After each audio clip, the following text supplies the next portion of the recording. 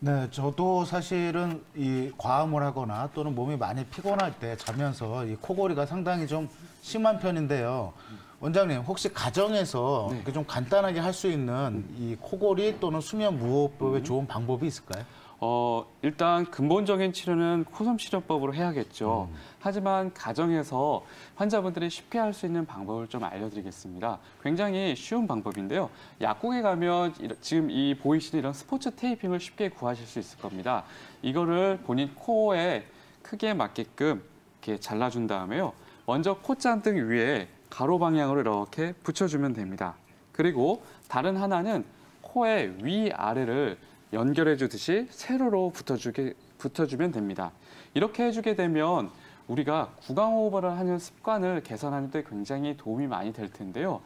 이 환자분이 이렇게 붙이고 나서 다음날 아침에 일어났을 때 테이핑을 보았을 때 입술에 붙여있는 테이핑이 떼어져 있다면 나도 모르게 밤에 구강호흡을 하면서 숨을 쉬었다는 것을 의미합니다.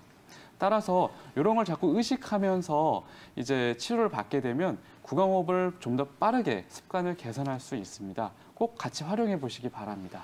네, 원장님, 그 코에 어떤 부위에 붙이는지 한 네. 번만 다시 좀 설명해 주시면 이게 너무 빨리 돌아가가지고 우리 시청자분들이 다시 한번 좀 예, 소개해 예, 드릴까요? 예, 예. 네, 일단은 코를 보면 콧망울이 있죠. 콧망울의 좌측에서 우측으로 가로 방향으로 붙여주면 됩니다. 그리고 다른 하나를 갖고는요, 윗입술과 아랫입술을 두 입술을 붙이게끔 이렇게 세로 방향으로 붙여주면 됩니다. 실제로 코골이를 할 정도의 구강호흡을 하려면 입을 크게 벌려야 될 것 같잖아요. 하지만 실제로는요, 코골이를 할 때 보게 되면 윗입술과 아랫입술이 불과 2, 3mm만 떨어져 있어도 코골이를 하게 됩니다. 이런 습관을 개선하기 위해서는 이런 테이핑을 활용하는 게 상당히 도움이 많이 되더라고요.